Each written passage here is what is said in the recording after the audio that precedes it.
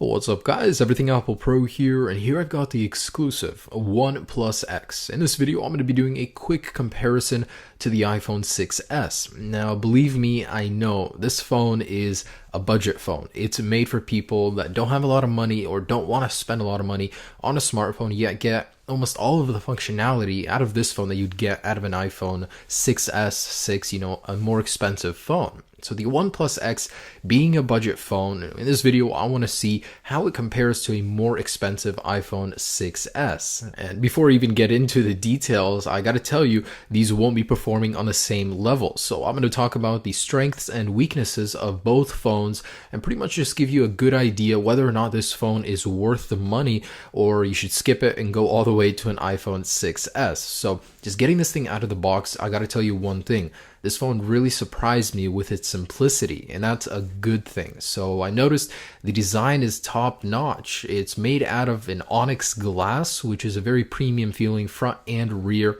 The side is kind of a textured plastic feeling, but overall the phone is so small and slim for what it is. It has a larger display than the iPhone, yet it remains such a small compact phone. In all honesty, this is what I would expect the iPhone 7 to look like somewhat. So it's going to be kind of a blockier design. It's going to be very slim, less bezels on the edges, just like this thing. I love the lack of bezels. When I put it next to the 6S, both of these phones look top-notch premium. I absolutely love the slim design on the bottom of the buttons. Overall, I mean, I gotta give them props. It's a really beautiful and effective design. So even though these phones are in completely different categories price-wise, the design on both is top-notch, both have very premium materials, and both feel great in your hand. Very comfortable phones. The advantage that the X has here is that the display is slightly larger, so you get more real estate in the screen, while the phone size isn't all that much bigger. And the OnePlus X actually boasts a 0.2mm difference. It's thinner. I mean, they had to. Come on, they had to top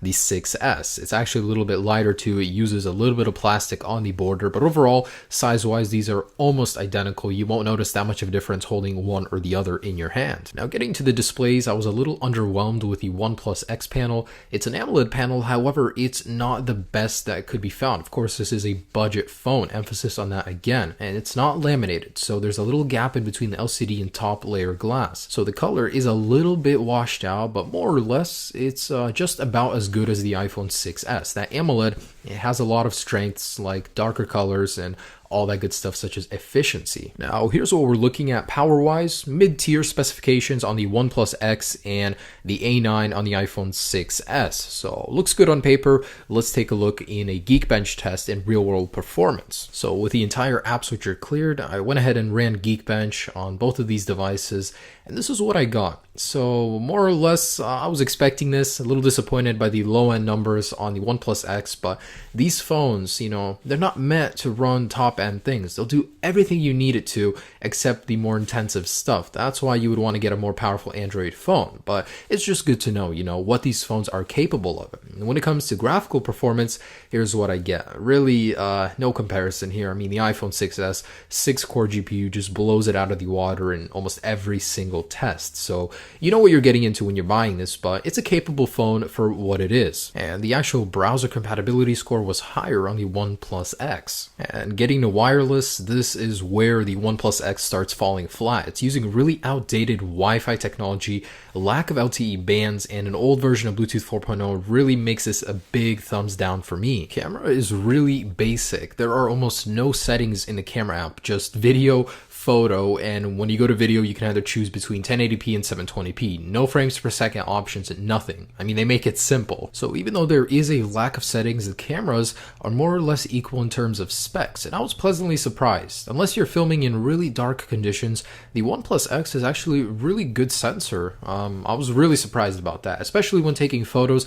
When provided with plenty of light, you can get some really awesome color and detail. Because speakers are important to me, I test them on all phones. I got 89 decibels on the X, and on the 6S, 97. So there is a difference there. The 6S definitely has better speakers. So at this point, it's pretty clear. The OnePlus X and the iPhone 6S aren't really true competitors. There's a huge divide between them. But there's a lot I do like about the OnePlus X, so I want to talk about the strengths of this phone. Now to start off, the price, it's $250. That is cheap. For what this thing offers, I was amazed. That is a really, really good price tag. Now the SIM card tray offers an awesome feature. You can either get 2 nano SIM cards or a micro SD and a nano SIM. This is a cheating husband starter kit. No, but really, I really love that. I've never seen that before on any other phone. Another thing that stood out to me was the simplicity. Both the user interface and hardware design blend together very well. I absolutely love the slim bezel, the very simplistic design on the outside, the buttons, and the user interface. It's a very clean OS, not a lot comes pre-installed, it's yours to customize.